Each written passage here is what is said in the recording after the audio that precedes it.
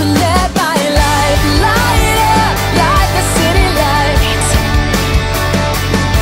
and let it burn for you in the darkest of nights, Lord.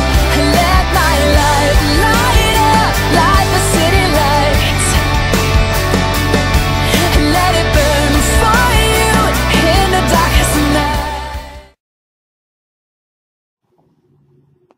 Hi, and welcome to week 4 video lesson, She Fears the Lord, from our Exceptional Woman online Bible study. I'm so glad that you're tuning in to your last video lesson. It's our final week together in our Exceptional Woman online Bible study. So far together about the exceptional woman, we've learned that she's the exception. She's not perfect, but she is the exception.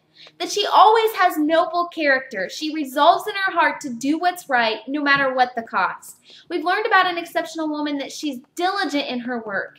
She doesn't get caught up in the vicious cycle of busyness that lacks fruit, but she produces fruit in her life through hard work. And then finally, last week we learned that an exceptional woman is always wise with her words. She understands that her words have the power to bring life or death, fruit or poison, and that the scripture says we get to choose. And an exceptional woman will always choose life and fruit through her words into the lives of those around her. This week in your homework, you learned and I learned that an exceptional woman fears the Lord. I wonder if that phrase confused you just a little bit when you first saw that, when you first thought of it. It did me, because as I thought, all throughout Scripture, God tells us to fear not. Over and over, verse after verse, God will say to us, fear not. But the one thing that God does ask us to fear is Him. A healthy fear of the Lord. And you and I are going to find out what that looks like. And we're going to compare it to all the other fears we can find ourselves facing. First, I want you to hear the definition of fear according to the Hebrew transliteration. It's the word yara, and it means this: to fear, revere, be afraid, to stand in awe of, to be awed, reverence, honor, respect. It means to cause astonishment and awe, to be held in awe, to inspire reverence or godly fear or awe.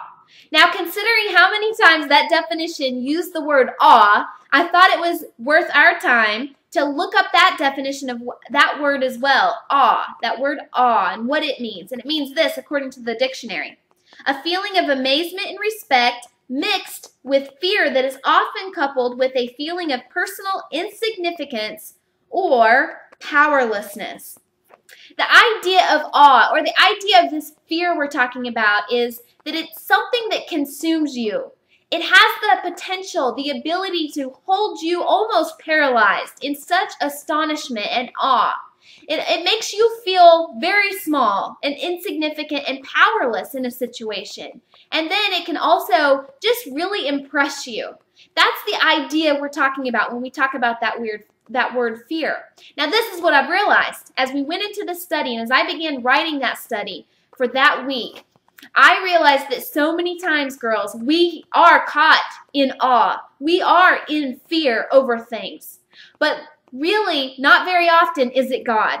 More times than not, the things that we are so paralyzed by, so consumed with, so overwhelmed and impressed by are the situations we're facing in our lives. And so here's what I want to do today. I want to share a few different things that I feel like we are caught in fear over as girls, as women. And you men, don't tune out, because these are going to apply to you as well. And then I want to compare it to what God's calling us to fear, and that's Himself.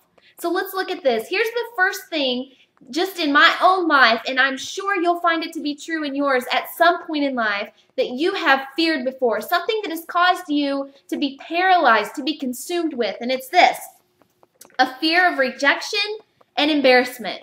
Now think about that one for a minute. A fear of rejection and embarrassment.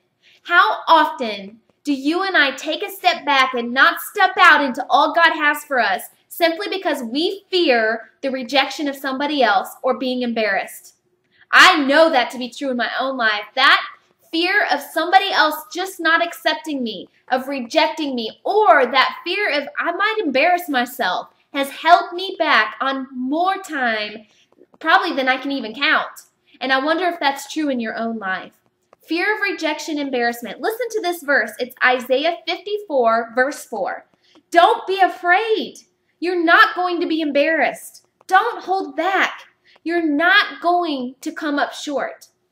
I have asked God to do a work in my own heart just to set me free from this type of fear, this fear of everybody rejecting me, a constant fear of needing to make everybody else feel okay. Am I doing what you like? Am I okay to you? Do you like me? Do you accept me? Are you okay with what I'm doing? Are you okay with this plan that God has for my life? Do you agree with it? Is it going to make you feel good? Do you see what I'm saying? We can get so wrapped up in that we're constantly trying to accommodate everybody else just so they won't reject us and just so we won't feel embarrassed.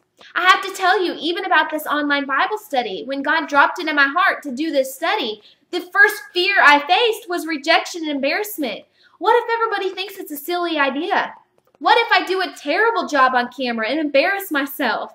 What if nobody tunes in and takes this study and leaves comments and nobody joins in? Does that mean they're not accepting me? Does that mean they don't accept the idea? What if they reject me? Sometimes you and I have to face that fear. This is what I've realized, because we're waiting to the point we don't feel the fear. But I need you to know something today. More than likely, you're going to feel this kind of fear often. You're going to feel a fear of rejection and embarrassment come over you. What God's asking us to do is to fear Him and His plan more than we fear that rejection from somebody else.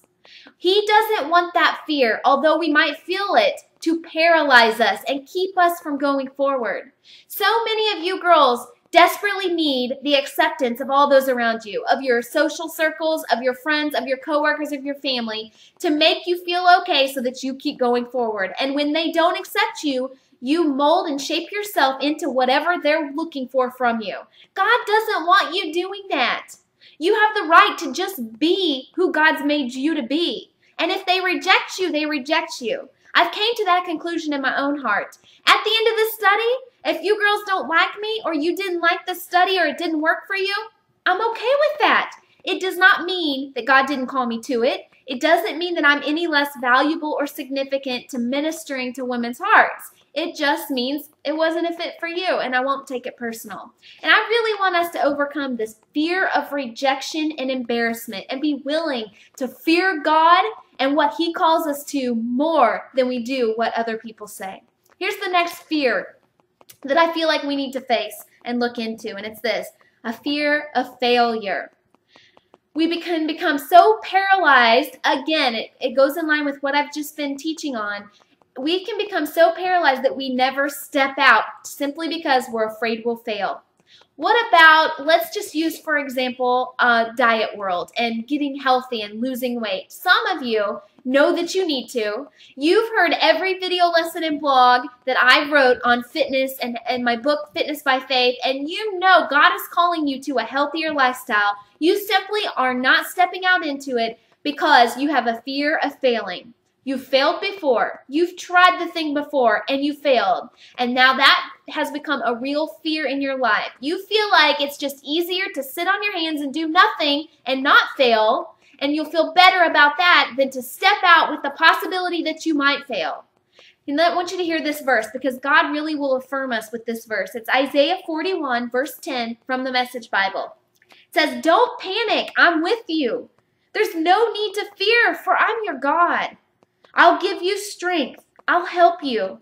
I'll hold you steady and keep a firm grip on you." I wonder how many of us are not stepping out simply because we have such a paralyzing fear of failure over our life. Maybe you have failed before. I know I have failed before, but God uses those failures in our life to teach us life lessons. We can't allow past failure to paralyze us from stepping out when God prompts us. Some of you have a vision and a dream in your heart, something that you really want to do. You know you would enjoy. You know you have the gifts and the talents to do, but that fear of failure has a firm grip on you, and you refuse to step out just because you are afraid of failing at it. I just really want that to stir in you today if that's you. Remember what God says. He says, go ahead. You're not going to be embarrassed. If I've called you to it, I'll keep a firm grip on you. I'll hold you steady. I will not let you fall. And you know what? You and I need to fear God and His promptings in our heart and the vision He's giving us more than we fear the failure. The only way we're going to accomplish anything that God has for us, girls, is when we become willing to take some risks. And that means being willing to risk failure in our life on more than one occasion. But this I will tell you, every failure I have had, including even things like Bible studies like this, every failure I have had has taught me something and drove me forward into the plan that God has for me. And I want to encourage you with that.